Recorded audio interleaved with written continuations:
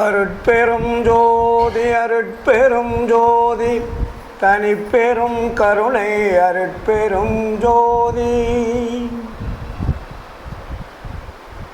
நினைந்து நினைந்து உணர்ந்து உணர்ந்து நினைந்து நினைந்து உணர்ந்து உணர்ந்து நெகிழ்ந்து நெகிழ்ந்து அன்பே நிறைந்து நிறைந்து ஊற்றெழும் கண்ணீர் அதனால் உடம்பு நனைந்து நனைந்து அருள் அமுதே நன்னிதியே ஞான நடத்தரசே என்னுரிமை நாயகனே என்று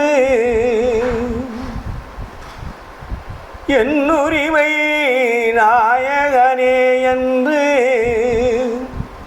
வனைந்து வனைந்து ஏத்ததும் நாம் வம்மின் உலகியலி மரணமிலா பெருவாழ்வில் வாழ்ந்திடலாம் கண்டி புனைந்துரையேன் பொய் புகழேன் சத்தியம் சொல்கின்றேன்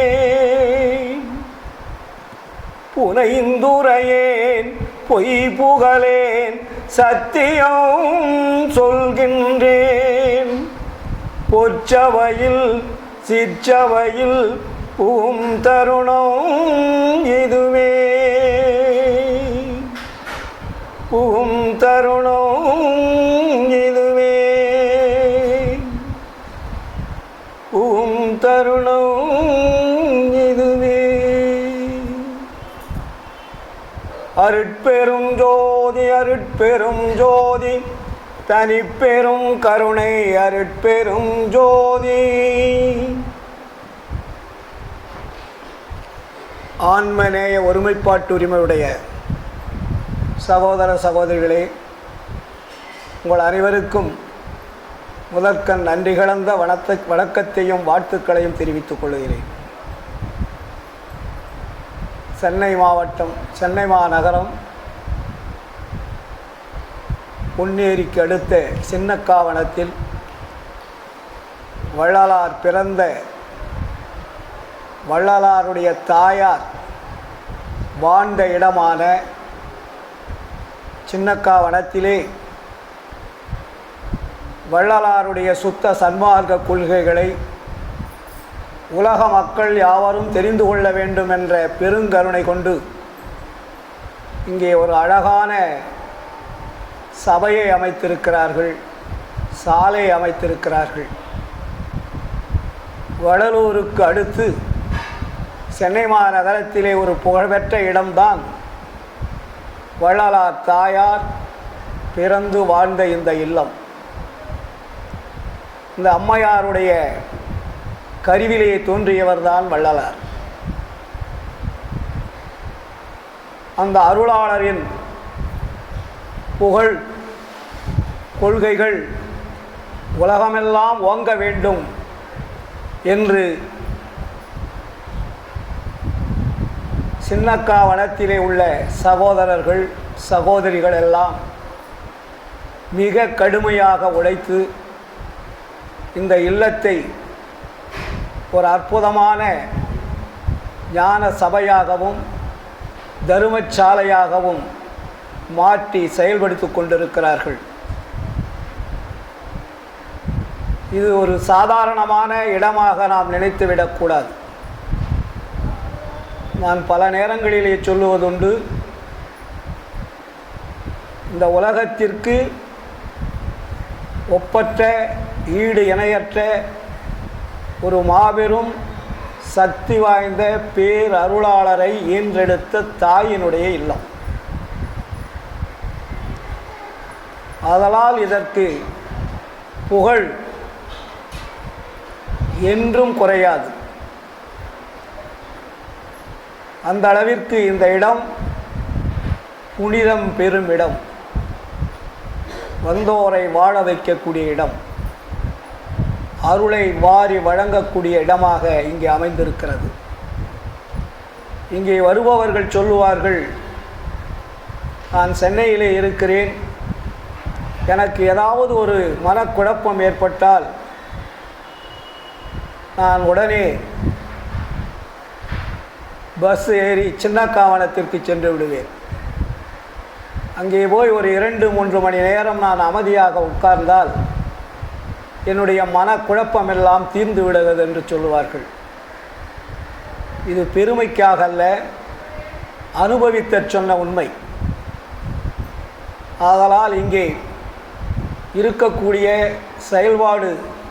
செயல்பட்டு கொண்டிருக்கக்கூடிய அன்பர்களெல்லாம் தன்னலம் கருதாது இறை உணர்வோட எல்லோரும் அன்புடன் வரவழைத்து உபசரித்து உபகாரம் செய்து பணிவிடை செய்து உணவு கொடுத்து மிகவும் அற்புதமாக செயலாற்றி கொண்டிருக்கிறார்கள்.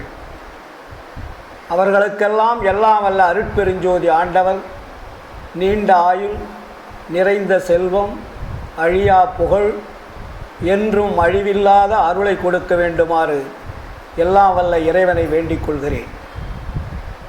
அதேபோல இங்கே ஒவ்வொரு மாதமும் 4வது ஞாயிற்றுக்கிழமை மாலை 4 மணிக்கு வள்ளலாருடைய கொள்கைகளை எல்லோரும் தெரிந்து கொள்ள வேண்டும் என்ற அடிப்படையில் சுத்த சன்மார்க்க கொள்கைகளை மட்டும் பேசக்கூடிய ஒரு சூழலை உருவாக்கி இருப்பது மற்றற்ற மகிழ்ச்சி. இங்கே கலப்படம் கிடையாது. வள்ளலார் என்ன சொல்லினாரோ அது மட்டும்தான் இங்கு பேசப்படும். இங்கு வேறு விதமான சமய மதங்களுக்கோ மார்க்கங்களுக்கோ பொய்யான கற்பனை கதைகளை சொல்லி மக்களை மாற்றுவதற்குண்டான இடம் அல்ல இது. அதனால்தான் இங்கு உள்ள மக்கள் 2 ஆண்டுகளாக ஈரோட்டிலிருந்து என்னை அன்புடன் வரவேற்று ஒவ்வொரு மாதமும் 4வது ஞாயிற்றுக்கிழமை நீங்கள் வந்து வள்ளலாருடைய கொள்கைகளை இந்த பாமர மக்களுக்கும் தெரிந்தவர்களுக்கும் தெரிந்தும் தெரியாமல் இருப்பவர்களுக்கும் தெளிவுபடுத்த வேண்டும் என்ற ஒரு கட்டளையின் பேரில்தான் நான் இங்கே வந்து கொண்டிருக்கிறேன். இங்கே நான் சொல்லுவேன் அடிக்கடி, பேசுவதற்காகவும் நீங்கள் கேட்பதற்காகவும் அல்ல. இது வாழ்க்கை நெறி. மனிதனாக பிறந்தவர்கள் எப்படி வாழ வேண்டும் என்ற வாழ்க்கை முறையை வகுத்து தந்த அருட்பெருஞ்சோதி ஆண்டவருடைய கொள்கையை வள்ளல் பெருமான் இந்த உலக மக்களுக்கு பறைசாற்றக்கூடிய இடமாக கருத்துக்களாகத்தான் இங்கே பதிவாகி கொண்டிருக்கிறது. அதேபோல் நமது அருஜோதி தொலைக்காட்சி அன்பர்கள் அவர்களே சொல்லுவார்கள், ஐயா நீங்கள் எங்கு சென்றாலும் சொல்லுங்கள், நாங்கள் வந்து விடுகிறோம் என்று. நான் கொண்ட ஒரு வாரமாக அவர்கிட்ட தொடர்பு கொடுக்கல. அவர்களாக கேட்டாங்க, ஐயா எத்தனை மணிக்கு வர்றதுன்னு கேட்டார். காலையில் ஃபோன் பண்ணி, நீங்கள் எப்பயும் போல் 4 மணிக்கு வந்துருங்கன்னு சொன்னேன். அடுத்த 4வது தேதி பெங்களூர் வராங்க. பெங்களூர் என்னுடைய சொற்பொழிவு அங்கே இருக்கிறது. அங்கேயும் நாங்கள் வருகிறோம் என்று சொல்லி அதற்கு வேண்டிய ஆயத்த பணிகள் எல்லாம் அவர்கள் செய்து கொண்டிருக்கிறார்கள். அங்கேயும் வருகிறார்கள். எதற்காக சொல்லுகிறேன் என்ற அன்பர்களே, நாம் வாழக்கூடிய காலம் குறுகிய காலமாக இருக்கிறது. நமக்கு காலங்கள் போதாது. நிறைய காலங்களை விரயம் செய்து கொண்டிருக்கிறோம். அதனால தான் காலம் பொன் போன்றது என்று சொல்லுவார்கள்.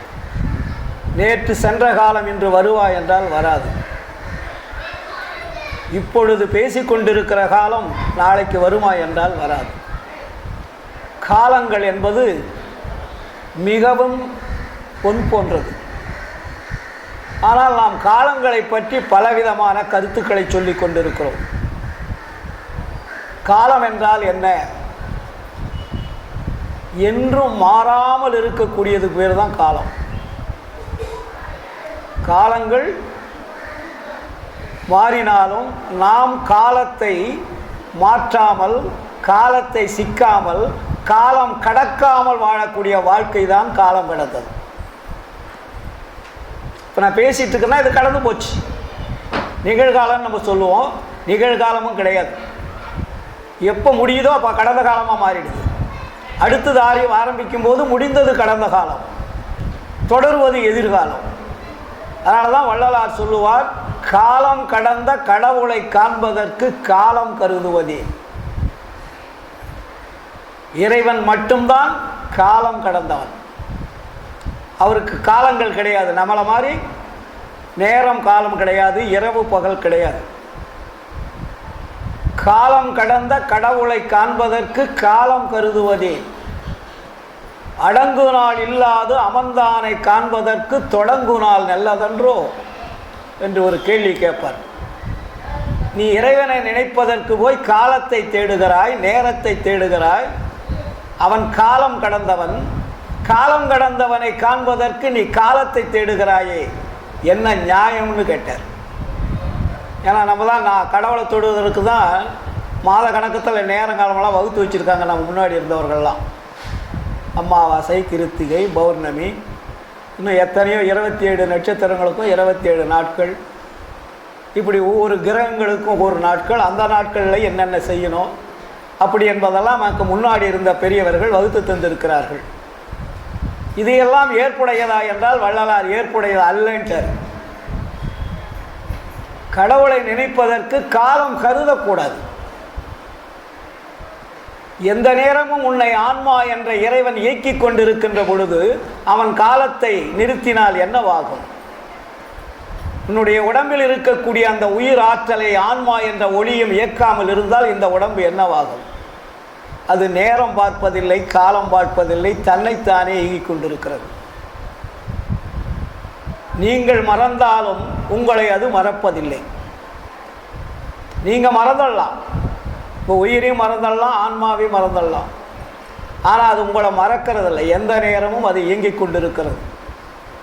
தாயினுடைய கருவறையில் எப்பொழுது அதனுடைய ஒர்க் செயல் ஸ்டார்ட் ஆனதோ அது நீங்கள் மரணம் அடையும் வரையிலும் அது செயல்பட்டு கொண்டிருக்கிறது.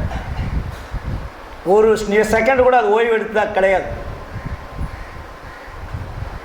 அப்படி இருக்கக்கூடிய கடவுள், அப்படி இருக்கக்கூடிய மெய்ப்பொருள் நம் உடம்பிலே இருக்கிறது.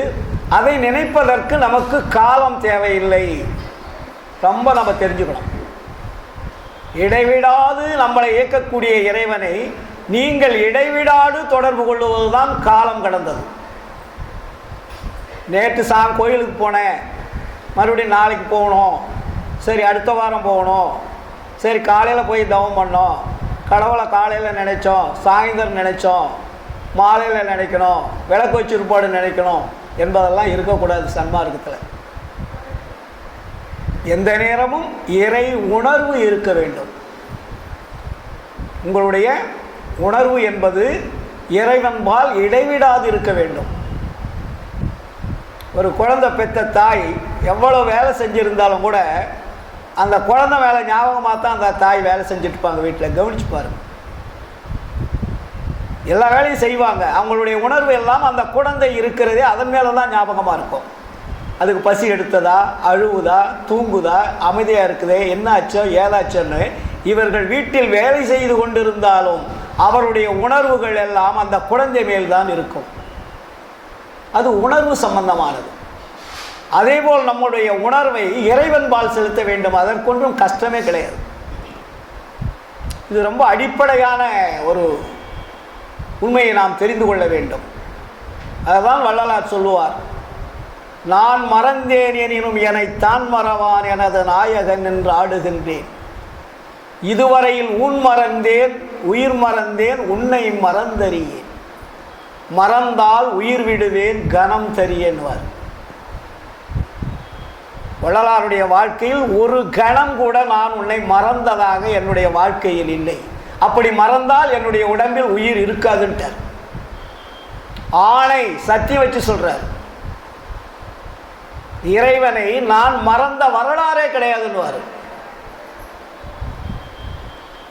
ஏனென்றால் என்னை இயக்குபவன் நீ என்பதை நான் உணர்ந்துவிட்ட பிறகு நான் உன்னை நினைக்காமல் இருந்தால் நான் ஒரு எவ்வளவு பெரிய முட்டாள், எவ்வளவு பெரிய குற்றவாளி.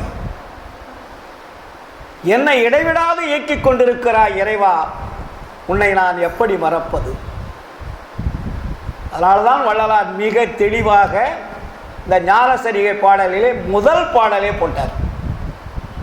நினைக்கிறதுக்கு நமக்கு என்ன கஷ்டம், உணர்வதற்கு என்ன கஷ்டம். நம்ம போய் இன்னும் அபிஷேக ஆராதனை பண்ண சொல்ல, அங்க பிரதட்சணை பண்ண சொல்ல, இல்லையா, பாத யாத்திரை போக சொல்ல, மலைகள்லாம் ஏறி இறங்க சொல்லலை. இன்னைக்கு மலைக்கு ஏறி இறங்களுடைய நிலைகள்லாம் அன்றாடம் நம்ம பத்திரிகைகளை பார்க்குறோம். ஆனால் இங்கே நாம் நம்மை உணர்வது, நம்மை நாம் உணரக்கூடிய அறிவும் ஆற்றலும் நமக்கு இருந்து நாம் உணராமல் இருப்பது பெரிய குற்றம்ட்டார். இது ரொம்ப கடவுளை நினைப்பதற்கு ரொம்ப ரொம்ப முக்கியமானது. இது நம்ம நேரத்தின்றே கிடையாது. அதுக்கு உணர்வுகளை கொண்டு போய் அங்கே வச்சுக்கங்க. வேறு உபதேசத்தில் சொல்லுவார், வழிபாட்டுக்கு என்ன சொல்கிறாரு, இறைவனை இடைவிடாது நினைப்பதும் தோத்திரம் செய்வது மட்டும் போதுன்னார். சத்து விசாரத்தில் ஐயா சொன்னார் இல்லையா, தவம் யோகம் ஞானம் இதெல்லாம் நீங்கள் போய் அலைஞ்சு வெளியில் தேட வேண்டிய அவசியம் இல்லை. இறைவனுடைய அருளை பெறுவதற்கும் இறைவனுடைய அன்பை பெறுவதற்கும் அவரை நேசிப்பதற்கும் எது தேவை? இடைவிடாது நினைவும் இடைவிடாது தோத்திரமும். நேரம் கிடைக்கும்போது தோத்திரம் பண்ணுங்க. நேரம் கிடைக்கும்போது கிடைக்காது இருக்கும்போது நமக்கு வேலை செய்யும்போது நினைவு வச்சுங்க. அப்படி நினைவு வச்சு நீங்கள் செஞ்சு பாருங்க, உங்கள் வேலையெல்லாம் மின்னல் மாதிரி சூப்பராக இருக்கும், தவறு நடக்காது. இறைவன் மேலே ஞாபகத்தை வச்சுக்கிட்டு நீங்கள் எந்த வேலை செஞ்சாலும் 100% சக்ஸஸ். அதுதான் தியானம், அதுதான் உணர்வு. இறைவனை நினைக்கிறதுக்கு இடைவிடாது தொடர்பு வைப்பது இல்லையா, இது ரொம்ப ரொம்ப நம்ம முக்கியம். அதை நம்ம தெரிஞ்சுக்கணும்.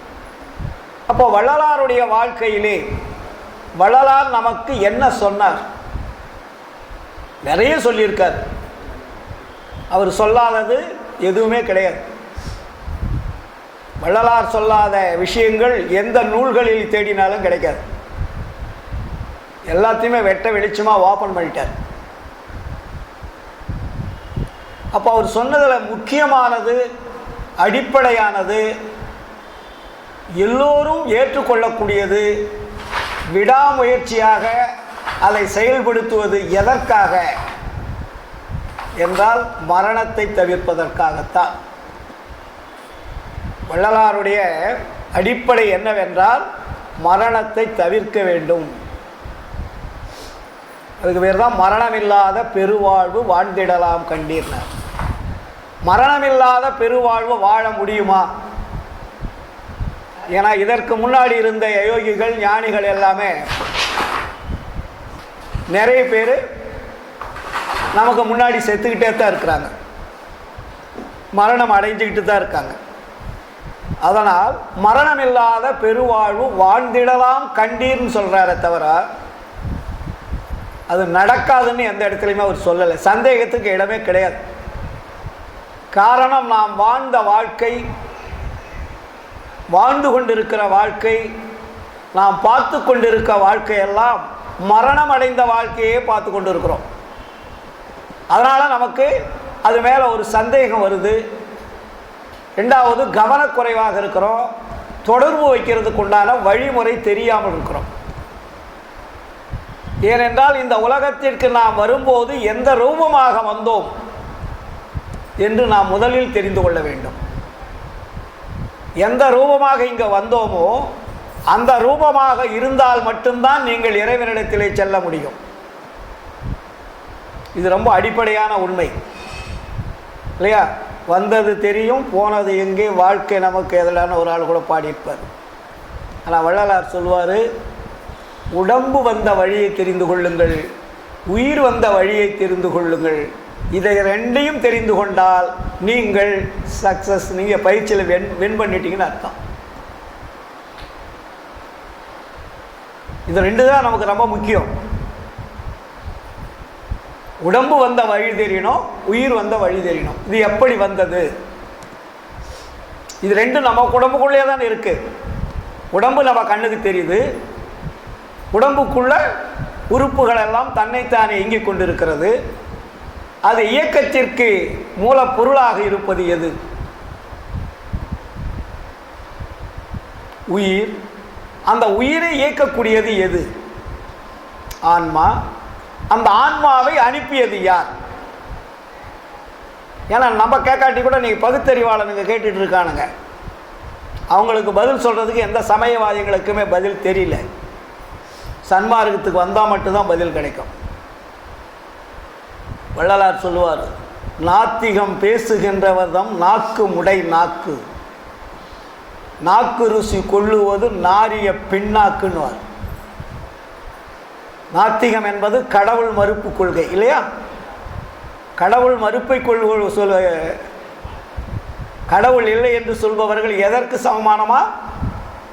நாக்கு முடை நாக்குன்னுவார். முடை நாக்குல என்ன? ஊமைன்னு அர்த்தம். ஊமையும் பேசுகிற மாதிரி அவங்க பேச்சுன்றார். நாத்திகம் பேசுகின்றவர்தம் நாக்கு முடை நாக்கு, நாக்கு ருசி கொள்ளுவது நாரிய பின்னாக்கு. இது ரொம்ப அடுத்த வரி போட்டார் பாருங்க, பயங்கரமான வரி அது. நாரிய பின்னாக்குன்னா என்ன சார்? மலம். கடவுள் இல்லை என்றபவன் மலம் தின்பதற்கு சமன்னர். உலகத்தில் யாராவது இவ்வளவு போல்டாக சொன்னாங்க வரலாறு கிடையாது. கீர்த்தி பெறும் அம்பலவர் சீர்புகன்ற வாக்கு, செல்வாக்கு நல்வாக்கு தேவ திருவாக்குன்னுவார். அப்போது நம்ம உடம்பிலே இருக்கக்கூடிய மெய்ப்பொருள் என்ற ஆன்மாவை வைத்து கொண்டு அவர்கள் இல்லை என்று சொல்கிறார்களே, அவர்களுடைய அறிவின் தன்மை என்ன அப்படின்னு கேட்குறார். கடவுள் இல்லை என்று சொல்பவன் சமய மதங்களை பார்த்து சொல்லுகிறான், கேட்பதற்கு கேள்விகளுக்கு பதில் சொல்ல தெரியவில்லை. வள்ளலார் சமய மத தெய்வங்களை பற்றி நாம் சொல்லவே இல்லை, சன்மார்க்கத்துக்கு அது தேவையில்லைன்றார். உன்னிடத்திலே ஒரு பொருள் இருக்கிறது, மெய்ப்பொருள் இருக்கிறது, அது உன்னை இயக்கிக் கொண்டிருக்கிறது, அது இயங்கிக் கொண்டிருக்கிறது. அந்த இயக்கத்தை வைத்துக்கொண்டு நீ இயங்கிக் கொண்டிருக்கிறாய். அப்படி இருக்கின்ற பொழுது கடவுள் இல்லை என்று சொன்னையே எப்படி நியாயம்னு கேட்டார். வள்ளலார் அவங்க கேட்குற கேள்வியே முருகன், வள்ளி, தெய்வான, பிரம்மா, விஷ்ணு, சங்கரன், வயாச்சரன், சதாசிவன், இயேசு, அல்லாஹ் இப்படிப்பட்ட கடவுள்னு சொல்கிறாங்களே, அந்த கடவுள் எங்கே? காட்டுறவங்களுக்கு 1 லட்ச ரூபா பணம் இப்படி கேட்குறாங்க. சன்மார்க்கத்தில் கேட்க முடியுமா? நம்ம அந்த கடவுளே கடவுள்னு சொல்கிறோம். சன்மார்க்கத்தில் அவர்கள் கடவுள் இல்லை என்று சொல்பவதை நாமும் இல்லை என்று தான் சொல்லுகிறோம். ஆனால் கடவுள் உண்டு என்று சொல்லுகிறோம். ரொம்ப முக்கியமான இங்கே விஷயத்தை வள்ளலார் கொடுக்கிறார். பகுத்தறிவாளர்களும் மற்றவர்களும் ஆராய்ச்சியாளர்களும் கடவுள் இல்லை என்று சொல்லுகிறார்கள். ஆனால் அவர்கள் பார்க்கின்ற கடவுள் வேறு, நாம் சொல்லுகின்ற கடவுள் வேறு. அவர்கள் பார்க்கின்ற கடவுள் இல்லை என்று சொல்வதனால் தவறில்லை, அது நியாயம்தான். வள்ளலார் சொன்ன கடவுளை இல்லைன்னு சொல்ல முடியுமா? சொல்லவே முடியாது. இது எல்லா உயிர்களிலும் இருக்கிறது, எல்லா இடங்களிலும் இருக்கிறது, எல்லா அணுக்களிலும் இருக்கிறது, அண்டங்கள் முழுவதும் நிறைந்து இருக்கிறது. அதை போய் நீ இல்லைன்னு எப்படி சொல்ல முடியும்? கடவுள் இல்லைன்னா நீங்கள் நடந்து போக முடியுமா? வீட்டுக்கு போக முடியுமா? காற்று உங்களை அசைக்கிறது, வெட்ட வெளி உங்களுக்கு வழிவிடுகிறது இல்லையா? உங்கள் கால்கள் அசைக்கிறது, கண்கள் பார்க்கிறது, காது கேட்கிறது, மூக்கு சுவாசிக்கிறது, வாய் பேசுகிறது, உண்கிறது. எப்படி நடந்து கொண்டு இருக்கிறது? யார் ஃபிட்டிங் பண்ணி வச்சா? இதை எந்த மிஷினரி, எந்த ஃபேக்டரியில் தயாராச்சு? இதைத்தான் வள்ளலார் கேட்கிறார். மனிதர்களே, அடிப்படை உண்மையை தெரிந்து கொள்ளுங்கள். உடம்பு உரு வகை அறியீர், உயிர் வகையை அறியீர், உடல் பருக்க உண்டு நிதம் உறங்குதற்கே அறிந்தீர், மடம்புகு பேய் மனத்தாலே மயங்குகின்றீர், மனதை வசப்படுத்தும் வழிதுறை கற்றறீர். இடம்பெறு பொய் வாழ்க்கையிலே இன்பம் துன்பம் அடுத்தே எண்ணி எண்ணி இழக்கின்றீர் ஏழை உலகீரே. நடம்புரியன் தனித்தந்தை வருகின்ற தருணம் இது, நன்னியது நன்னுவினோ புண்ணியம் சார்வீரே. உடம்பு வந்த வழி தெரிந்தால், உயிர் வந்த வழி தெரிந்தால் நீங்கள் உண்மை உணர்ந்திருப்பீர்கள். அது தெரியாததனால் நமக்கு மெய்ப்பொருள் என்பதும் தெரியவில்லை, கடவுள் உண்மையும் நமக்கு தெரியவில்லை. ஏனென்றால் நமக்கு முன்னாடி வந்தவர்களெல்லாம் பலவிதமான கதைகளாகவும் கற்பனைகளாகவும் உண்மைக்கு புறம்பான செய்திகளை நமக்கு வகுத்து தந்தனால் நாம் அறிவு இருந்தும் அறிவில்லாதவர்களாக இருக்கிறோம். இப்பொழுது நேரடியாக நமக்கு வள்ளலார் பதில் சொல்ல வந்துட்டார். திருவருட்பாவிலே கதைகள் என்பது கிடையாது. இங்கே கதைக்கு வேலையே கிடையாது, நேரடி ஆன்சர். எடுத்துக்கோ எடுத்துக்காலே விட்டுட்டு போயிட்டே இருக்கு. ஆனால் இங்கே கதை சொல்கிற வேலையெல்லாம் கிடையாது. கதை சொல்ல காலமெல்லாம் போச்சு.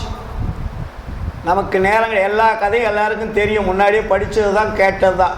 கேட்ட கதையை கேட்டுட்டு இருக்கிறோம், படித்த கதையை படிச்சுக்கிட்டு இருக்கிறோம். ஆனால் இது அப்படி அல்ல, இது புதியது. இது என்ன? புதியது, யாரும் சொல்லாதது, யாரும் பார்க்காதது, யாரும் அடைய முடியாதது. நான் அடைந்தது, பார்த்தது, கண்டது, கழித்தது நான் சொல்லுகிறேன். மற்றவர்கள் காணவில்லை, நான் கண்டேன், கழித்தேன். ஆதலால் நீங்களும் பார்க்கலாம், உங்களாலும் பார்க்க முடியும்.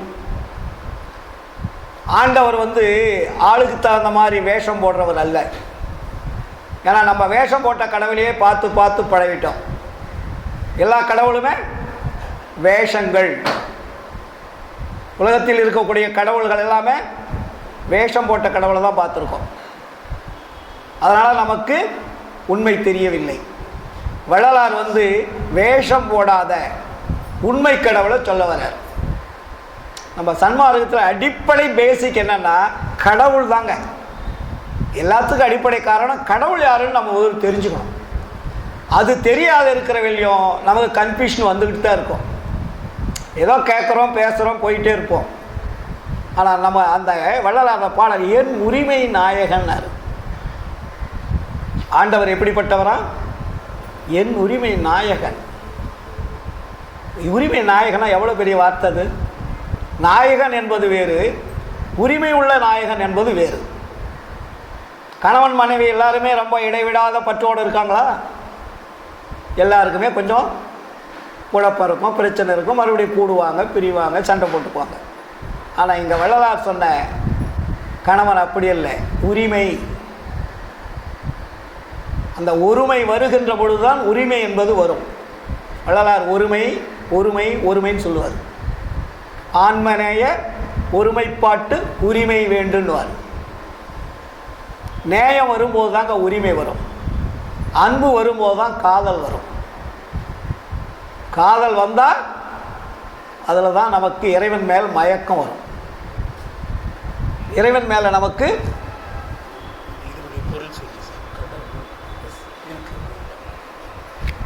நமக்கு முக்கியமானது அந்த என் உரிமை என்ற நாயகன். நாயகன்னா கணவன். நமக்கு எல்லாருக்குமே யாரு கணவன்? இறைவன். இப்போ நண்பர் சொன்னார் இல்லையா, எல்லாருமே பெண்கள். ஆன்மாக்கள் எல்லாமே பெண்கள் தான். ஆன்மாக்கள் எல்லாமே பெண்கள் தான். ஆனால் உருவங்கள் மாறுபடுகிறது. உள்ளே இருக்கக்கூடிய தன்மை மாறுபாடு இல்லாதது. நம்ம எல்லாருமே ஒவ்வொரு உருவங்கள் இருக்கோம். இது அணுக்கள் எந்தெந்த அளவிற்கு ஒன்றோடு ஒன்று சேர்க்கப்படுகிறோ அதுக்கு தகுந்த மாதிரி உருவங்கள் மாறுபடுகிறது. எல்லாமே அணுக்கூட்டங்கள் தான். நம்ம பாடியில் பூரா எல்லாம் அணுக்கூட்டல்கள் தான். இந்த அணுக்கூட்டங்கள் சேருகின்ற நேரம், காலம், தகுதி, குணம் இதை வச்சு தான் உருவங்கள் மாறுபடுகிறது. ஆனால் உள்ளே இருக்கக்கூடிய மெய்பொருளுக்கு மாற்றம் கிடையாது. அது ஒரே தன்மை உடையது. இல்லைங்களா? இதைத்தான் நாம் என்ன சொல்கிறோம்? ஆணவம், கண்மம், மாயை, மும்மலங்கள், மலங்களால் பின்னப்பட்ட பாடின்றோம் இல்லைங்களா? சமயவாதிகள் அதான் சொன்னாங்க. இப்போ கூட கேட்கும்போது நான் பேசி இதில் சொல்லியிருப்பேன். வள்ளலார் 5 மலங்களை சொல்லுவார். ஆணவம், கண்மம், ஆணவத்துக்கு அடுத்தது மாயை, அதுக்கப்புறம் தான் கண்மம். ஆணவம் முதல், மாயை 2வது, கண்மம் 3வது, மாமாயை 4வது, பெருமாயை 5வது. இப்படி 5 மலங்களை வள்ளலார் சொல்வார். இப்போ இந்த 5 மலங்கள் என்றால் என்ன? இப்போ மலங்கள் மலம்னா என்னன்னு தெரியாதவே நம்ம மலம் ஒழிக்கணும் எப்படி சார் ஒழிக்கிறது? இல்லைங்களா? இப்போ மலம்ன்றோம், சமயங்களும் சொல்லுது, எல்லா மதங்களுமே சொல்லுது. மலம்னா என்ன? மும்மலங்கள். ஆணவன்னு பேர் வச்சுருக்காங்க, மாயைன்னு பேர் வச்சுருக்காங்க, கண்மன்னு பேர் வச்சுருக்கிறாங்க. வள்ளலார் ஒன்று 2 ப்ளஸ் பண்ணுறாரு. மாயை, மாமாயை, பெருமாயை, இல்லைங்களா? 5 மலங்கள். இந்த 5 மலங்கள் தான் உங்களுடைய ஆன்மாவை மறைத்து கொண்டிருக்கிறது. ஆன்மாவை உண்மையான கடவுள் யார் என்று தெரியாமல் மறைத்து கொண்டிருப்பதற்கு பேர் மலம். மலம் என்றால் மறைப்பு. அது 5 மலங்களாக இருக்கிறது, 7 திரைகளாக இருக்குதுன்னார். மலங்கள் 5, திரைகள் 7. அது எப்படி சார்? மலங்கள் 5ன்னா 5 திரை தானே இருக்கணும். ஏன் வள்ளலார் 7 திரைன்னு சொல்கிறாரு? அப்போ மலங்கள் 3ன்னா சமயங்களில் 3 திரை தானே இருக்கணும். வள்ளலார் ஏன் 7 திரைன்னு சொல்கிறாரு? எல்லாத்துக்குமே வெட்ட வெளிச்சமாக விளக்கம் தருகிறார் வள்ளலார். வள்ளலார் அன்பர் ஒரு சீட்டு கொடுத்தார். கடவுள், கடவுள் அப்படின்னு அர்த்தம். கடன்னா செல். எங்கே செல்? உள்ளே செல். கடவுள்னு எதுக்கு பேர் வச்சாங்க? கடந்து உள் செல்வதுக்கு பேர் கடவுள். கட, செல், எங்கே? உள்ளே. உள்ளேன்னா எங்கே? உன்னுடைய உடம்புக்குள்ள, ஆன்மா இருக்கிற இடத்துக்கு போய் பாரு. அதுக்கு பேர் தான் கடவுள். அப்போ வள்ளலார் இங்கே என்ன சொல்கிறாரு? கடவுள்னு சொல்கிறாரு, இறைவன்னு சொல்கிறாரு, அருட்பெருஞ்சோதி ஆண்டவர்னு சொல்கிறாரு.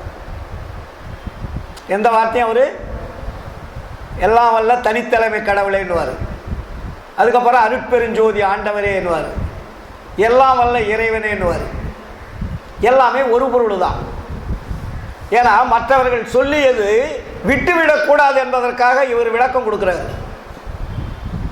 வள்ளலார் எல்லாத்துலேயுமே ரொம்ப முன்னோடியாக இருப்பார். ஐயோ அதில் வள்ளலார் சொன்னதில், சமயங்கள் சொன்னதில் வள்ளலார் சொல்லலையே அப்படின்னு இப்போ கேட்க முடியாது. சமயங்கள் சொல்லியதும் இதில் இருக்கிறது, அவர்கள் சொல்லாததும் இதில் இருக்கிறது. அப்போ வள்ளலார் நம்ம அருட்பெருஞ்சோதி ஆண்டவரை தெரிந்து கொண்டால் மட்டும்தான் நம்மளுடைய திரைகள் நீங்கும் என்றது வள்ளலாருடைய அடிப்படை கொள்கை. இன்னொன்று, அந்த திரைகள் நீங்கினால்தான் மரணத்தை வெல்ல முடியும். அப்போ இதை நீக்குவதற்கும் வெல்லுவதற்கும் எது தேவை? ரொம்ப முக்கியம் இல்லையா? உடம்பு கட்டியாச்சு, உயிர் வந்துடுச்சு, ஆன்மா வந்துடுச்சு. ஆனால் ஆணவம் இருக்கிறது, மாயை இருக்கிறது, கண்மம் இருக்கிறது, மாமாயை இருக்கிறது, மாயை இருக்கிறது. ஆனால் இதை விளக்குவதற்கு என்ன தேவை? பேசிக் நம்ம அந்த அடிப்படையிலிருந்து போனாதான் சன்மார்க்கத்தை நம்ம புரிஞ்சு கொள்ள முடியும். எது இருந்தால் இந்த திரைகளை நீக்க முடியும்? அப்ப எதை நாம் பெற வேண்டும் இல்லையா? அருள் இருந்தால் மட்டும்தான் நீக்க முடியும். அருள் இல்லை என்றால் திரைகள் நீங்காது. நல்லா ஸ்ட்ராங்காக நினச்சிங்க, அதான் உண்மை. அப்போ அருள் மட்டும் இருந்தால் மட்டுமே, அருள் பெற்றால் மட்டுமே நீங்கள் திரைகளை நீக்க முடியுமே தவிர வேற வகையால் திரைகளை நீக்க முடியாது. ஏன்னா நம்மளாம் பொருள், அருளுக்கு ஆப்போசிட்னா பொருள். நம்ம பொருள் ஈட்டை கற்றுக்கொண்டிருக்கிறோம், அருள் ஈட்டுவதற்கு கற்றுக்கொள்ளவில்லை. நம்ம எல்லாருக்குமே பொருள் சம்பாதிக்கிறதுக்கு தெரியும், ஏன்னா எல்லாருமே சொல்லி கொடுத்துட்டாங்க. சொல்லி கொடுக்காட்டி கூட இப்போ நம்ம தெரிஞ்சுக்கிறோம் அதனுடைய சூட்சமெல்லாம். இன்றைக்கி மக்கள் நிறைய ஏமாறுறதுக்கும் வழி இருக்குது, ஏமாற்றுறதுக்கும் வழி இருக்குது. அந்த அளவுக்கு இன்றைக்கி சூட்சமாக பொருளை நாம் சேர்ப்பதற்குண்டான வழிமுறைகளை தெரிந்து கொண்டோம். ஆனால் அருளை பெறுவதற்குண்டான வழிமுறைகளை இதுவரையில் யாரும் நமக்கு முறையாக சொல்லித்தரவில்லை, நாமும் அதை பெறவில்லை. வள்ளலார் வந்துதான் சொல்லுகிறார், அருளை பெறும் வழிதான் சுத்த சன்மார்க்கம். இல்லைங்களா? அப்போ அருளை பெறுவது எப்படி? அருளை பெற்றால் மட்டும்தான் திரைகள் நீங்கும், மரணமில்லாத பெருவாழ் வரும். அப்போ அந்த அருளை பெறுவதற்குன்னு ஒரு கல்வியை கொண்டாடுறாரு. நமக்கு பொருள் ஈட்டுவதற்காக இந்த உலகத்தில் கோடான கோடி கல்விகள் இருக்கு, இல்லைங்களா? எல்கேஜிலிருந்து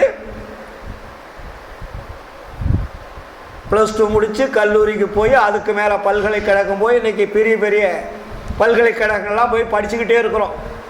எல்லாம் எதுக்கு? பொருள் ஈட்டுவதற்காகத்தான். வேற ஒன்றுக்கு நம்ம படிக்கலை. இப்போ உலகத்தில் இருக்கக்கூடிய கல்விகள் எல்லாமே பொருள் ஈட்டுவதற்காக சொல்லிக் கொடுக்கக்கூடிய கல்விதானே தவிர அருள் ஈட்டுவதற்கு எந்த பல்கலைக்கழகமாவது இருக்கா? சன்மார்க்கம் மட்டும்தான் இருக்கிறது. இப்பொழுது வள்ளலாருடைய கொள்கை மட்டும்தான் அருள் ஈட்டுவதற்குண்டான கல்வி. அதனால தான் வள்ளலார் வந்து அதை கல்வின்னு போட்டார். எவ்வளோ ஒரு அடிப்படை உண்மையை நமக்கு எடுத்து வைக்கிறார். அதுக்கு வேறு என்ன? சாகா கல்வி. என்ன வார்த்தைகள் அது! இதுவரையில் இந்த உலகத்தில் இருந்தது அத்தனையும் சாகும் கல்வி. அது எவ்வளவு பெரிய கல்வியாலும் ஞான கல்வியாக இருந்தாலும் கூட சாகாதற்குத்தான் வழிகாட்டி விட்டு சென்றார்களே தவிர சாகாத கல்விக்கு வழிகாட்டவில்லை. வள்ளல் பெருமான் வந்துதான் சாகாத கல்வின்னு போட்டார்.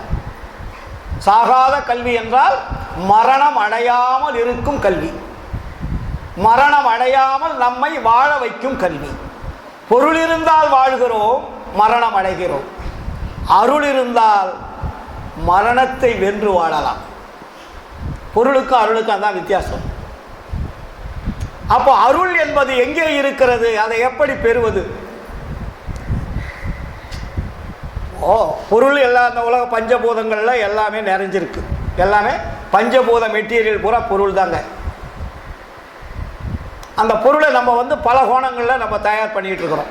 ஆனால் எல்லா மெட்டீரியலும் பார்த்தீங்கன்னா பஞ்சபூதங்கள் தான் இருக்கும். இந்த பேப்பரும் இப்படி தான், மைக்கும் இப்படி தான், எல்லாமே சாப்பிட்ற உணவுலேருந்து எல்லாமே பஞ்சபூத மெட்டீரியல் தான். அப்போ இந்த பஞ்சபூத மெட்டீரியலில் அருள் இருக்கணுமே. அருளை வந்து நம்ம எப்படி கண்டுபிடிக்கிறது?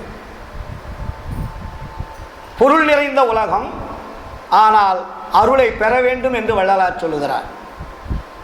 அப்போ அருள் எங்கே இருக்கிறது? அதை பெறுவது எப்படி? அதற்குண்டான அடிப்படை கல்வி, சாகாத கல்வி. அந்த கல்வின்னா என்ன? அதை எப்படி சன்மாரிகள் நம்ம அந்த கல்வியை பெறுவது? இதுதானே நமக்கு முக்கியமாக சொல்றாரு. அப்போ நம்மளுடைய சன்மார்க்கத்தில் இருக்கக்கூடிய அன்பர்கள், வள்ளலாருடைய திருவருட்பாவை படித்தவர்கள், அவரவர்களுக்கு தெரிந்த கருத்துக்களை நிறைய பேர் பேசுகிறாங்க. இப்போ இன்னைக்கு அருள்ஜோதி டிவியில் பார்த்தீங்கன்னா நிறைய பேர் பேசிகிட்டு இருக்காங்க. யூடியூப்பில் பார்த்தா எக்கச்சக்கமாக. முன்னெல்லாம் பேசுவதற்கு ஆள் கிடைக்கிறது கஷ்டம். இன்னைக்கு வள்ளலாருடைய கொள்கைகள் பேசுவதற்கு உலகம் முழுவதும் ஆட்கள் இருக்கிறது. ஆனால் கடைபிடிப்பதற்கு ஆட்கள் இருக்கிறார்கள் என்று தேடினால் கஷ்டமாக இருக்கிறது. நாம் எல்லாம் பேசுவதற்காக படித்திருக்கிறோம், வாழ்வதற்காக படிக்கவில்லை. வாழ்வதற்காக படிப்பதுதான் கல்வி, பேசுவதற்கு படிப்பதல்ல கல்வி. அப்போ வாழ்க்கை என்பது என்ன? அதனால்தான் வள்ளலார் சொன்னேன், வாழ்க்கை என்பது என்ன? நம்ம வாழக்கூடிய வாழ்க்கையெல்லாம் ஜீரோன்ட்டார் வள்ளலார், இல்லைங்களா? வையகத்தீர் வானகத்தீர் மற்றகத்தீர் உமது வாழ்க்கையெல்லாம் வாழ்க்கையென மதித்து மயங்காதீர். எவ்வளவு பெரிய ஆளாக இருந்தாலும் சரி, உன் வாழ்க்கையெல்லாம் ஜீரோ. இங்கே மட்டுமா சொன்னார்? வையகத்தீர் வானகத்தீர் மற்றகத்தீர். நம்ம வையகத்தில் இருக்கிறவங்க, வையகன்னா நம்ம கண்ணுக்கு தெரியறதெல்லாம். வானகத்தில் இருக்கிறவங்களால் நமக்கு கண்ணுக்கு தெரியுமா? ஏன்னா வான்கலந்த மாணிக்க வாசகான்னு வள்ளலார் பாடியிருக்காரு. வானத்தில் கலந்தவங்களாம் இருக்காங்கல்ல.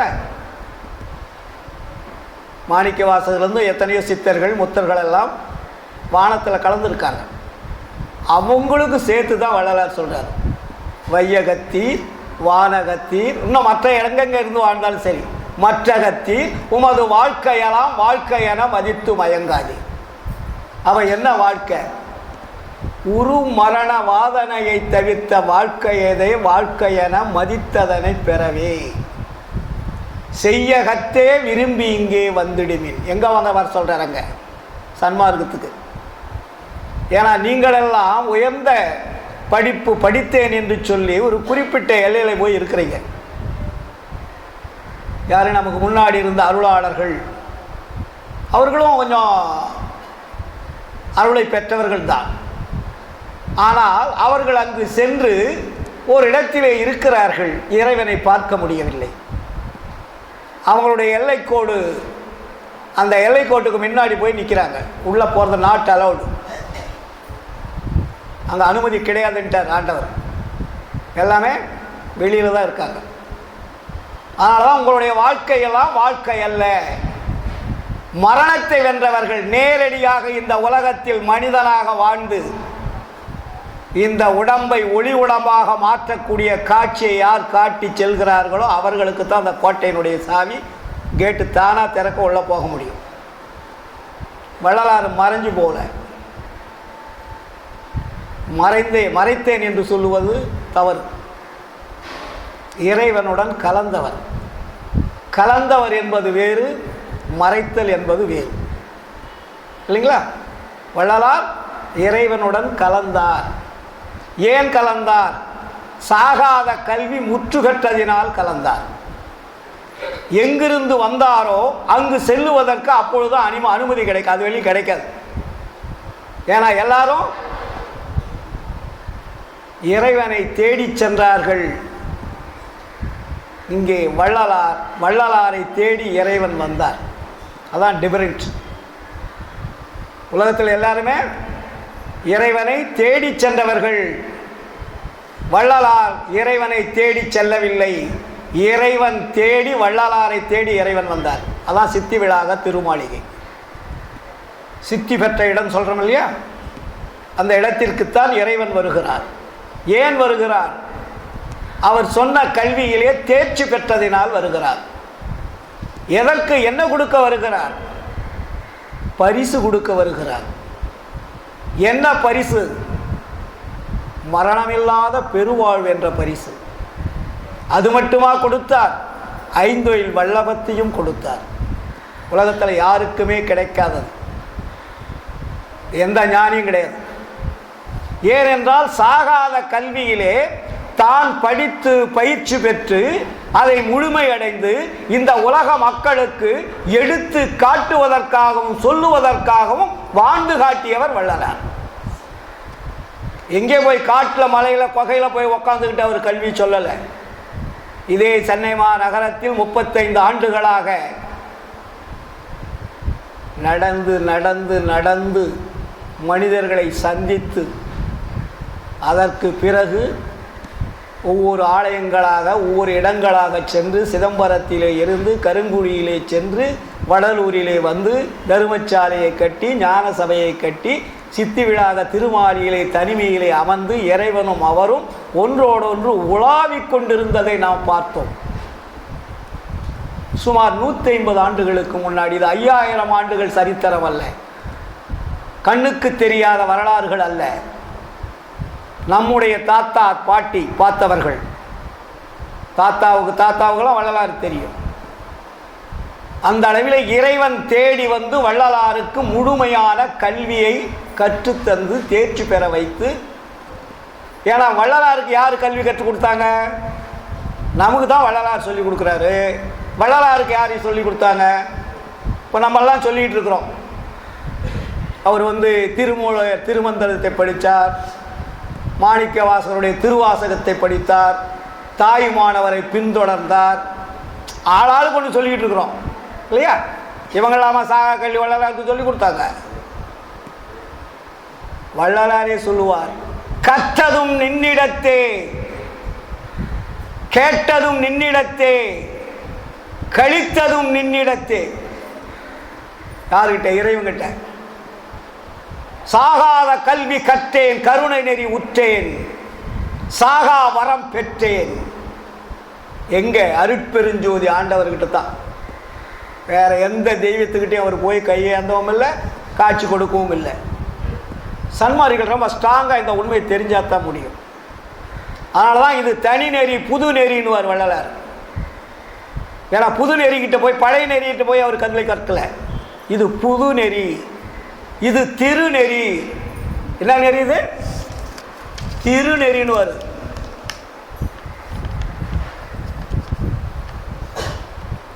உங்களுக்கு ஞானசரிகள் அந்த 28 பாடலில் எல்லாமே அடிக்கிட்டார்.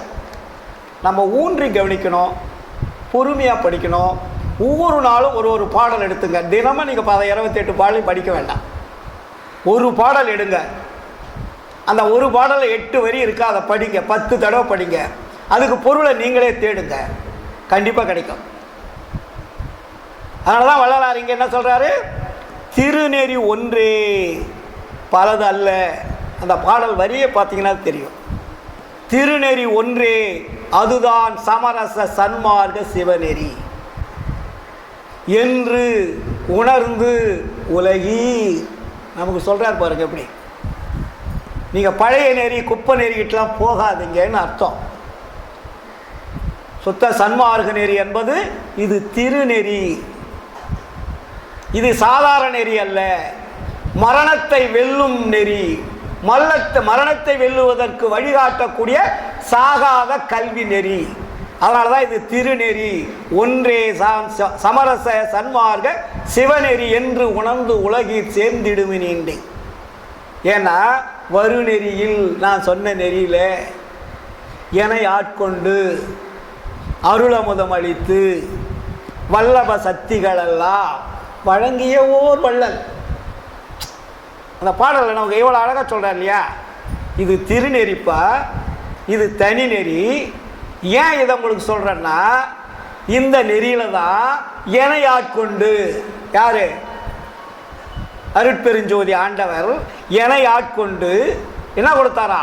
அருளமுதம் அளித்து வல்லப சக்திகள் எல்லாம் வழங்கிய ஓர் வள்ளல். அவர் சாதாரண வள்ளல் அல்ல, அருள் வள்ளல். அருளை கொடுக்கக்கூடிய வள்ளல், பொருளை கொடுக்கக்கூடிய வள்ளல் அல்ல. ஏன்னா நம்மள உலகத்தில் பொருளை கொடுத்தவன் தான் வள்ளல் பேர் வச்சுட்டு இருக்கானுங்க இல்லைங்களா? எத்தனையோ வள்ளல்களுடைய நம்ம படிச்சிருக்கோம் வரலாறுகளில். இங்கே அருள் வள்ளல். அது எப்படி? அவர் பெருநெறியில் சித்தாட திருவுளம் கொண்டு எழுந்தருளி பெருங்கருணை வடிவினோடு வருதருணம் இதுவே. நாளைக்குன்னு சொன்னாரா? இப்போ நிகழ்காலத்தில் பேசுகிறார். எப்படி? பெருநெறியில் சித்தாட திருவுளம் கொண்டருளி பெருங்கருணை வடிவினோடு வருதருணம் இதுவே. அப்போ இப்படி நான் சொல்லியிருக்கும்போது நீங்கள் கேட்கலையே. கேட்காத என்ன பண்ணுறோமா? கருநெறி வீழ்ந்து உடலாதி. இது பெருநெறியப்பா, இது திருநெறி, இது வரும் நெறி. ஆனால் நீங்கள் விடற நெறியெல்லாம் கருநெறி. கருநெறினா என்ன? மரணம் வரக்கூடிய நெறி. கருநெறி வீழ்ந்து உடலாதி கலக்கம் அடையாதி கண்மையினால் கருத்து ஒருமித்து உண்மை உரைத்தேனே. சாதாரண தமிழ் தானே. இந்த தமிழில் போய் நமக்கு என்ன சந்தேகம்? இந்த உலகத்தில் இவ்வளோ ஒரு எளிமையாக ஒரு கல்வி முறையை நமக்கு சொல்லியிருக்கார். அப்போ நம்ம அந்த இடத்துக்கு வர்றதுக்கே ஒன்றும் பயப்படுறோம். சுத்த சன்மார்க்க எல்லைக்குள் வந்தாதான் கல்வியை கற்பதற்குண்டான வாய்ப்பு கிடைக்கும். நம்ம என்ன செய்கிறோம்? ரெண்டாங்கட்டானா இருக்கிறோம். ஆசை இருக்கு, பற்று இருக்கு, ஆனால் மற்றதை விட முடியவில்லை. முன்னாடி இருந்த விட்டால் தானே இங்கே வந்தால் நமக்கு ஒரு வாய்ப்பு கிடைக்கும். அதையும் விடாமல் இதையும் பிடிச்சிக்கிட்டு இருந்தால் எந்த பிரயோஜனமும் கிடையாது. வேஸ்ட்டு தான். காலமெல்லாம் உழைச்சி கடைசியில் வேஸ்ட்டாக விட்டுட்டு யாரோ தின்னுட்டு போகிறான்னு விட்டுட்டு போகிறோம் இல்லையா? எவ்வளவு சம்பாதிச்சிருப்போம், கடைசியில் யார் தின்றான்னு நமக்கு தெரியாத போகிறோமே. அப்போ எப்படி இருக்கும் நம்ம மனசு? அது வெளியே இந்த சாகிறதுக்குள்ளேயே எத்தனை ஆட்டங்கள் பாட்டங்கள் பொருளாதாரங்கள் கோடி கோடியாக லட்சமாக கொண்டாந்து குவிச்சு வீட்டில் வச்சு பேங்க்கில் வச்சு 6 அடி படுக்கிறதுக்கு வீடு வேணும்னாக்கா 1000 பேர் படுக்கிற அளவுக்கு ஒரே பங்களாவை கட்டி ஒரு ஆளை படுத்து தூங்குற மாதிரிலாம் கட்டி எவ்வளோ பெரிய உலகத்தில் கோடான கோடி மக்கள் பட்டினி பசி வறுமையில் வாடக்கூடிய நிலையை பார்க்காமல் அத்தனை பேர் உண்ணக்கூடிய பொருள்களை எல்லாம் தன்னுடைய வீட்டிலேயும் பேங்கையில் வைத்து இப்படியெல்லாம் சம்பாதித்து வைத்திருக்கிறீர்களே, மரணம் வழுகின்ற பொழுது என்ன செய்ய போகிறீர்கள்? இதையெல்லாம் நீங்கள் எடுத்து போகிற மாதிரி இருந்தால் நீங்கள் சேர்த்து வச்சதில் ஒரு நியாயம் இருக்குது. ஆனால் நீங்கள் மரணம் வரும் தருவாயில் என்ன செய்கிறீர்கள் என்றே தெரியாது. அந்த பொருள் எங்கே போச்சுன்னு தெரியாது, யார் அனுபவிக்க போகிறான்னு தெரியாது. அந்த நேரத்தில் வரக்கூடிய துன்பம் இருக்கிறதே, அதுதான் மரண வேதனை, நரக வேதனை, ஜனன வேதனை, மரண வேதனைன்னு வள்ளலார் சொல்வார். இந்த 3 வேதனைகளும் கொடுமையான வேதனை. இதை விட கொடுமை என்ன வேதனைன்னு போட்டாரு? பசி வேதனை. உலகத்திலே 3 வேதனைகள் கொடுமையானது: ஜனன வேதனை, நரக வேதனை, மரண வேதனை. இதை விட கொடுமையானது பசி வேதனை. அதனால தான் இந்த 3 வேதனைகளை நீங்கள் நீக்க வேண்டுமானால் முதன்மையாக இருக்கக்கூடிய பசி வேதனையை போக்குங்கடான்னாரு. இங்கே வழிபாட்டினால உனக்கு அருள் கிடைக்காது, கோயிலுக்கு போகிறதுனால அருள் கிடைக்காது, கும்பாபிஷேகம் பண்ணுறதுனால அருள் கிடைக்காது. எங்கள் கடவுள் சொன்னாருங்க,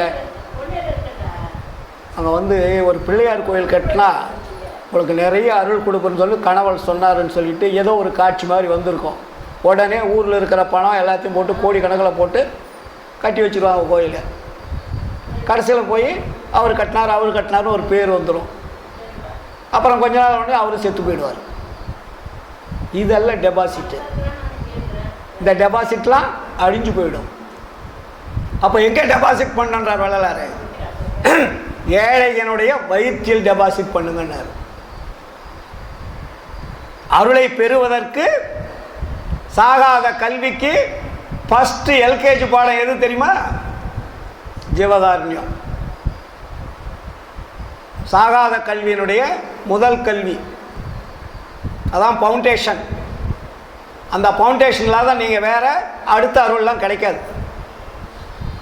மற்றவர்களெல்லாம் ஏழைகளை பார்க்காமல், வாடிய பயிர்களை பார்க்காமல், உலகத்தினுடைய உயிர்களுடைய துன்பங்களை பார்க்காமல், சுயநலத்திற்காக அருளை பெறுவதற்காக காடுகளிலும் மலங்களிலும் குகைகளிலும் சென்று தவம் இருந்தார்கள். அவர்களுக்கு எல்லை கோட்டிலே கதவுகள் திறக்கப்படவில்லை. வள்ளலார் இங்கே என்ன பண்ணாரு? பட்டினி உற்றோர் பசித்தரர் என்றே ஒட்டிய பிறரால் கேட்ட போதெல்லாம் உளம் பகீர் என நடுக்குற்றேன். மண் உலகத்திலே உயிர்கள்லாம் வருந்தும் வருத்தத்தை ஒரு சிறிதெனினும் கண்ணுற பார்த்தும் செவியுற கேட்டும் கனமு நான் சகித்திட மாட்டேன். வாடிய பயிரை கண்ட போதெல்லாம் வாடினேன். நீடிய பிணியால் வருந்துகின்றோதம் நேருற கண்டுரம் துடித்தேன். ஈடின் மாடிகளாய் ஏழைகளாய் நெஞ்சிழைத்தவர் தமை கண்டே இழைத்தேன். எந்த ஞானி உலகத்தில் யாராவது இருக்காங்களா? மனிதநேயம் இல்லாமல் வாழ்ந்தார்கள். வள்ளலார் ஆன்மநேயத்துடன் வாழ்ந்தார். மற்றவர்களெல்லாம் மனிதநேயமே இல்லை. இதைத்தான் வள்ளலார் இடத்திலே ஆண்டவர் சொல்லுகிறார். வாடிய பயிரை கண்ட போதெல்லாம் வாடினேன் என்று சொல்ல உலகத்தில் ஞானிகள் யாராவது உண்டா? பயிர் வாடுறதுக்கு விரியா சார் வாடணும். மனிதன் வாடினா வாழலாம், உயிர்கள் வாடினா வாழலாம், ஒரு ஆடு மாடு வாடினா வாழலாம். பயிர்கள் வாடுவதற்கு இவருக்கு என்ன? ஏன் பயிரை கண்டு வள்ளலார் வாடணும்? பயிர் என்பது இறைவனால் படைக்கப்பட்டது, தாவரங்கள். அது காடுகளிலும் மலைகளிலும் எங்கெங்கோ இருக்கு. அதுக்கெல்லாம் உணவு போட முடியுமா? ஜீவதேகங்களுக்கு போடலாம் இல்லைங்களா? தாவரங்களுக்கு போய் நீங்கள் மழை பெஞ்சாதான் அதுக்கு உணவு. போல அன்பர் சொன்னார் இல்லையா, கடவுள் தயவு இது என்று எது? மழை. ஜீவ தயவு என்பது எது? இரக்கம். அப்போ மழை என்பது அமுதம், தாவரங்களுக்கு அதுதான் அமுதமாக கிடைக்கிறது. அப்போ அது இறைவனால் கொடுக்கப்படாமல் காலம் தாட்டுவதால் அந்த பயிர்கள் வாடி வதங்கி கொண்டிருக்கிறது. அது உபகார ஜீவ தேகங்கள், தண்டனை தேகங்கள் அதுக்கு பேர். தண்டனை தேகங்களுக்கு பசியை போக்குவது அதை நிர்வகிக்கக்கூடிய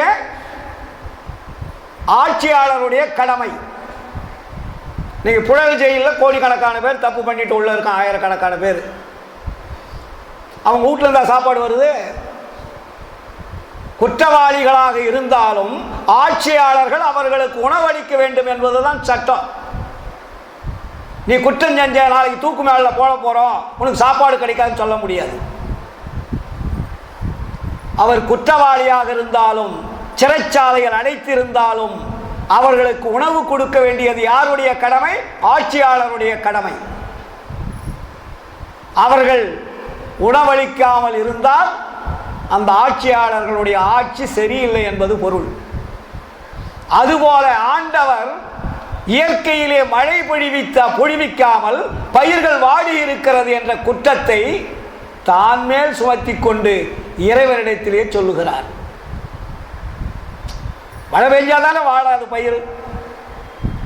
இதைத்தான் வள்ளலார் நடராஜபதி மாநில பதிவு பண்றாருங்க. இது சாதாரணமான விஷயம் கிடையாது.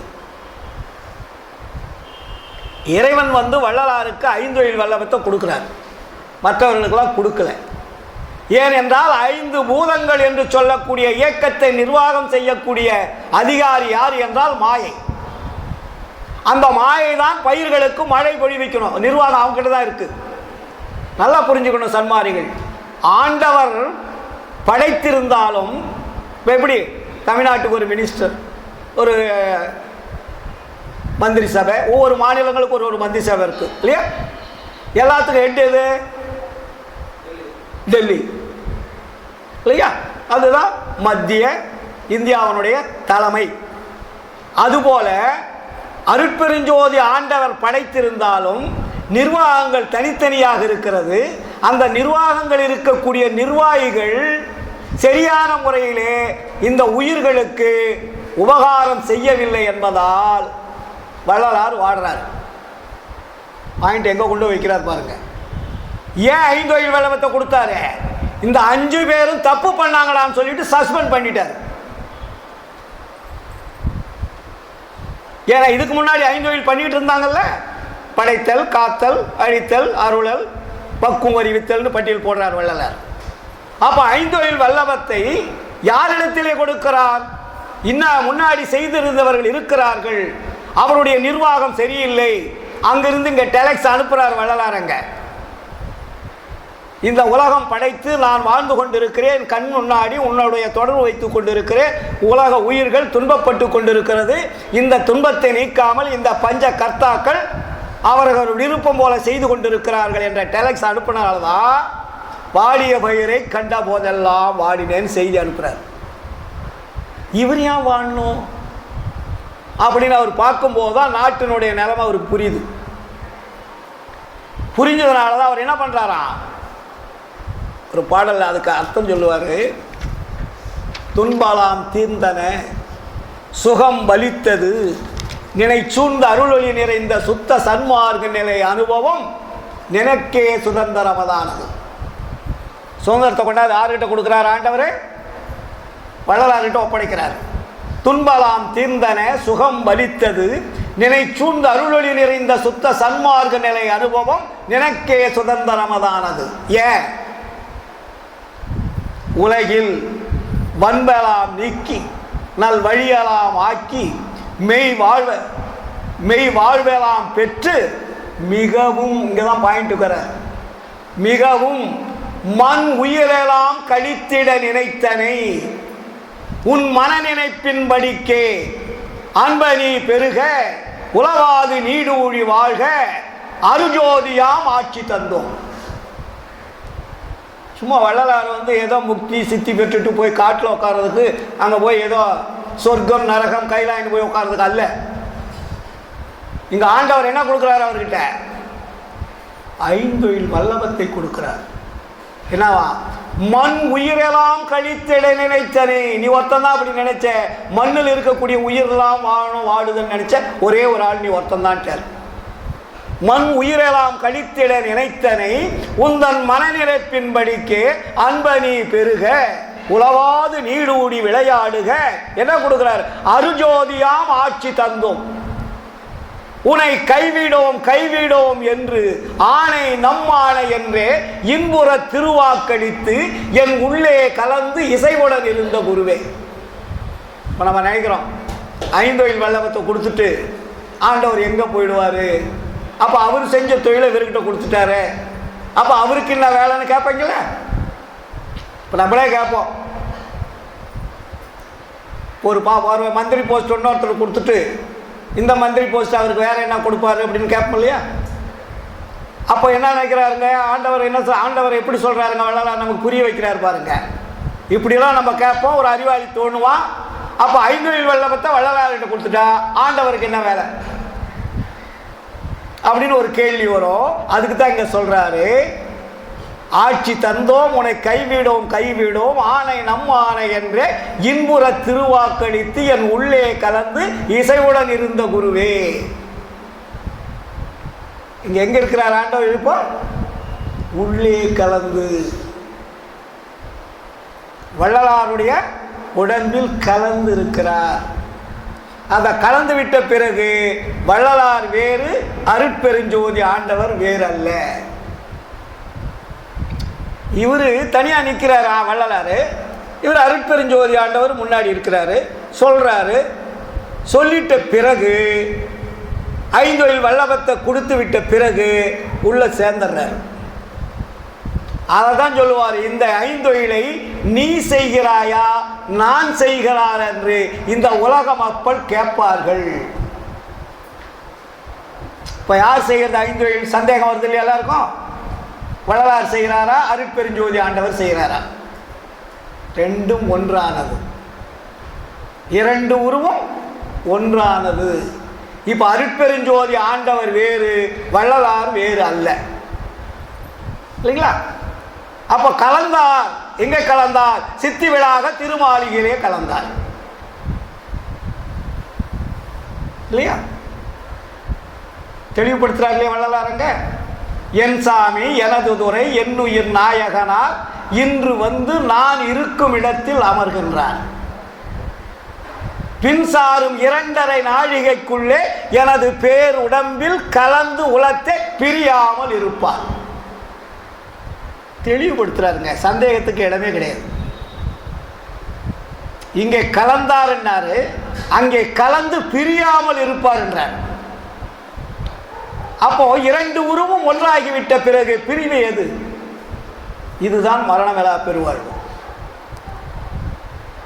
இறைவனுடைய எல்லைக்குள் செல்வது ஒன்று, கலப்பது ஒன்று. நம்ம இறைவனுடைய எல்லைக்கு உள்ள போயிட்டாவே மரணமிலா பெருவாழ்வு அடைஞ்சாதான் உள்ள போக முடியும்.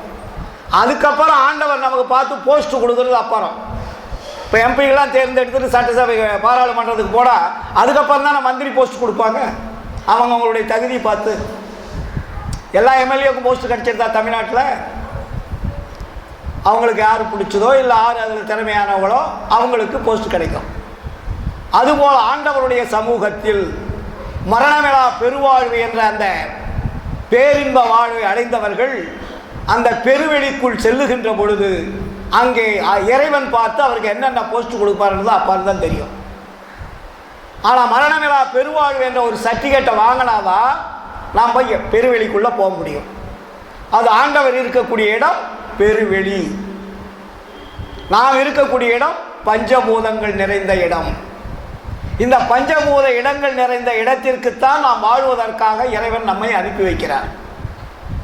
இங்கே நம்ம எதுக்கு வந்திருக்கோம்? வாழ்வதற்காக. நீங்கள் வாழ்வதற்காக. நேற்று கூட அன்பர் வீட்டில் போன வாரம் பேசிட்டு இருந்தோம். நமக்கு இறைவன் என்ன கொடுக்குறாரு? 3 சுதந்திரம் கொடுக்கிறார் இந்த உலகத்தில் வாழ்வதற்கு. சும்மா நம்மளை ஏதோ நடுத்தருவில் கடவுள் விட்டுட்டாருன்னு கடவுளெல்லாம் திட்டாதீங்க. கருணை உள்ளவர் நம்ம கடவுள். மற்ற கடவுளுக்கும் நம்ம கடவுளுக்கும் ஏணி வச்சா கூட எட்டாது. நமக்கு இந்த உலகத்தில் வாழ்வதற்கு சுதந்திரம் 3 கொடுக்கிறார். தேக சுதந்திரம், ஜீவ சுதந்திரம், போக சுதந்திரம். இந்த 3 சுதந்திரத்தில் நீங்கள் எப்படி வேண்டுமானாலும் பயன்படுத்தலாம். நமக்கு மந்திரி போஸ்ட் கொடுத்துட்டோம், மக்கள் தேர்ந்தெடுத்துட்டாங்க. டெல்லியிலையோ தமிழ்நாட்டிலையோ எத்தனையோ மந்திரிகள் இருக்கிறாங்க. நம்ம கண்ணுக்கு முன்னாடி நம்ம தான் ஓட்டு போட்டு தேர்ந்தெடுக்கிறோம். தேர்ந்தெடுக்கும் போது என்ன பண்ணோம், நமக்கு நல்லது செய்வாங்க அப்படின்னு அவங்களுக்கு முழு சுதந்திரம் கொடுத்து ஓட்டு போட்டோம். ஓட்டு போட்ட உடனே அவங்களுக்கு மந்திரி போஸ்ட்டும் கொடுத்தாச்சு. மந்திரி போஸ்ட் கொடுத்துட்டு அவங்க நாட்டு மக்களுக்கு நன்மை செய்தால் மக்கள் அவர்களை போற்றுவார்கள், தீமை செய்தால் தூற்றுவார்கள். தானே நடக்குது. அப்போ நமக்கு சுதந்திரம் கொடுக்கப்பட்டிருக்கிறது. இந்த சுதந்திரத்தை நீங்கள் வாழ்வதை கொண்டு உங்கள் வாழ்க்கை அமையும். தேகம் கொடுத்திருக்கிறாரு. தேகம்னா தேக சுதந்திரம்னா உடம்பு, ஜீவ சுதந்திரம்னா உயிர், போக சுதந்திரம்னா பொருள்கள். புரியுதுங்களா? இந்த 3 நம்ம உலகத்தில் இருக்குது. நமக்கு உடம்பு கொடுத்திருக்காரு, உயிர் கொடுத்திருக்கிறாரு. இது வாழ்வதற்காக உலகம் முழுவதும் பஞ்சபூத பொருள்கள் வைக்கப்பட்டிருக்கிறது. நீங்கள் இதை முறைப்படுத்தி வாழ்ந்தால், இங்கே தான் ஒழுக்கத்தை கொண்டு வளராருங்க. இதுவரையில் ஒழுக்கம் தவறி வாழ்ந்தார்கள்.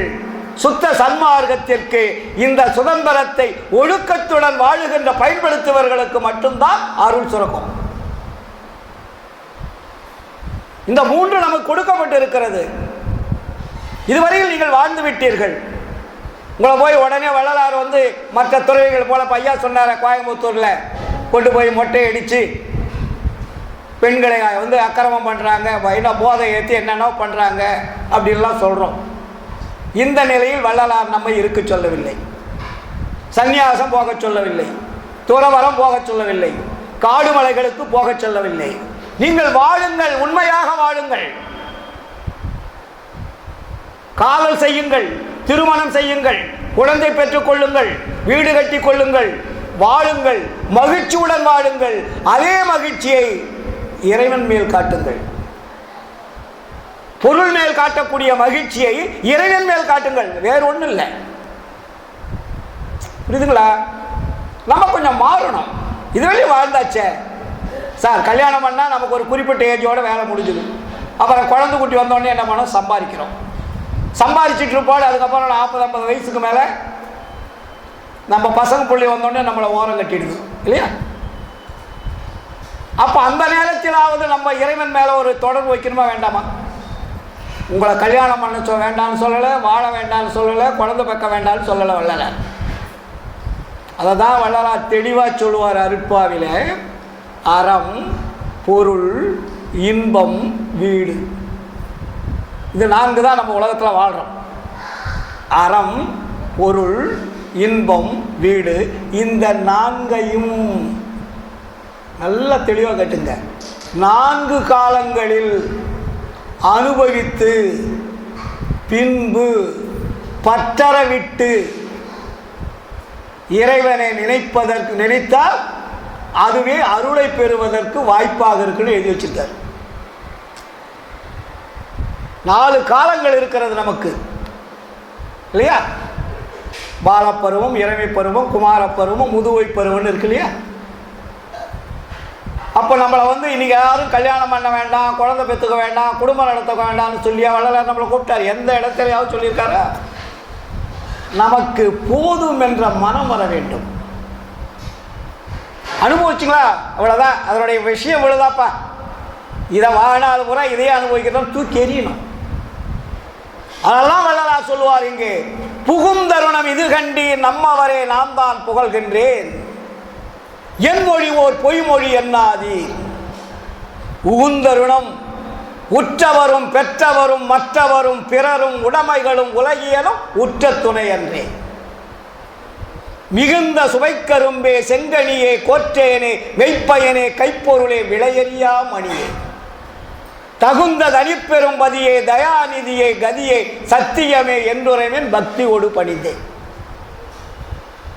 இவ்வளவு பாசங்கள் வைத்திருந்தோம், ஆனால் இந்த பாசங்கள் நம் கூட வருவதில்லை என்பதை நாம் அறிவுபூர்வமாக அறிய வேண்டும். எல்லாரையும் விட்டுவிட்டுத்தான் செல்ல போகிறோம். அதற்காக அவர்களை வேண்டாம் என்று சொல்லவில்லை. அதிலிருந்து விலகுங்கள்.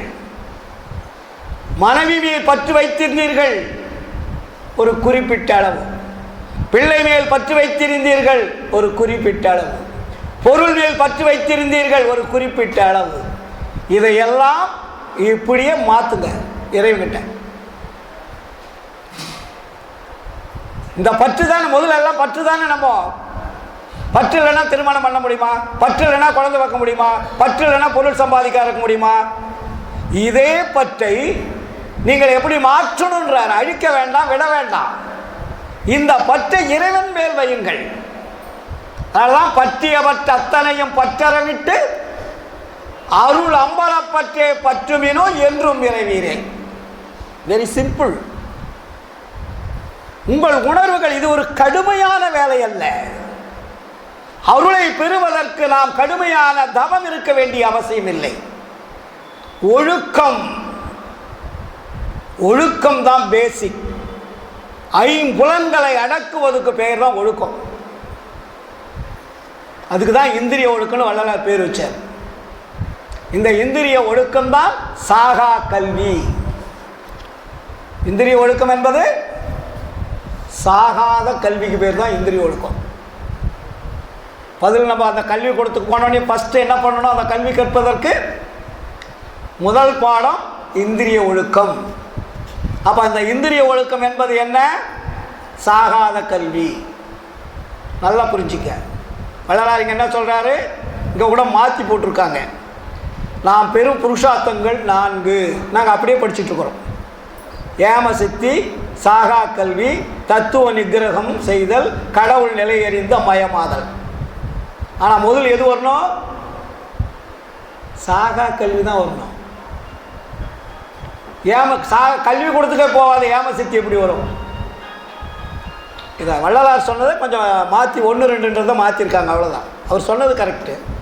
ஃபஸ்ட்டு வர வேண்டியது சாகா கல்வி, 2வது வர வேண்டியது தத்துவ நிகிரகம் செய்தல், 3வது தான் ஏம சித்தி, 4வது தான் கடவுள் நிலையறிந்து அமயமாதல். ஏன் இந்த உண்மை எனக்கு புரிஞ்சுது? அனுபவம். ஒரு ஸ்டாண்டர்ட் இருக்கு இல்லையா? எந்தெந்த ஸ்டாண்டர்டுக்கு எந்தெந்த கிளாஸ் எடுக்குன்னு ஒரு அந்த அடுக்கு இருக்குது. அடுக்கு ஒன்றுக்கு பக்கத்தில் 2 தான் வரணும். 1வது முடித்தோடனே 2வதுக்கு போனோம், 1வது முடித்தோடனே 4வதுக்கு போவீங்களா? அப்போ மீதி 2 வகுப்பு என்ன வருது? 2 வகுப்பை தாண்டக்கூடாது, 2 வகுப்பை மாற்றி வச்சுருக்காங்க. அது மாதிரி இங்கே ஃபஸ்ட்டு நமக்கு புருஷார்த்தம்னு அதுக்கு போட்டிருக்காரு. நாம் பெரும் புருஷார்த்தங்கள் 4. அதிலே முதலாவது சாகாத கல்வி, 2வது தத்துவ நிகிரகம் செய்தல், 3வது ஏம சித்தி, 4வது கடவுள் நிலை அறிந்து அமயமாதல். புரியுதுங்களா? அப்போ சாகாத கல்வி என்பது இந்திரிய ஒழுக்கம், தத்துவ நிகிரம் செய்தல் என்பது கரண ஒழுக்கம், ஜீவ ஒழுக்கம் என்பது ஏம சித்தி, ஆன்ம ஒழுக்கம் என்பது கடவுள் நிலை அறிந்து அமயமாதல். அப்படியே மாத்திங்க. அதுதான் இந்திரிய ஒழுக்கம், கரண ஒழுக்கம், ஜீவ ஒழுக்கம், ஆன்ம ஒழுக்கம். அப்போ இந்திரிய ஒழுக்கத்திற்கு நாம் பயிற்சிக்கு பேர் தான் சாகாத கல்வி. அதனால தான் வள்ளலார் என்ன சொன்னார்? சாகாத கல்வியில் சாகாத கல்வியே கல்வி, ஒன்றே சிவம்தான் என அறிந்த அறிவே தகும் அறிவு, மலம் 5 வென்ற வல்லபமே தனித்த பூரண வல்லபம், வேகாத காலாதி கண்டு கொண்டு எப்பொருளும் விளைய விளைவித்த தொழிலே மெய்த்தொழிலதாகும். 4 வந்துச்சா? இங்கே புருஷார்த்தங்கள் 4, ஒழுக்கங்கள் 4. இதுக்கு விளக்கம் பாடல்களை கொண்டு வரார்.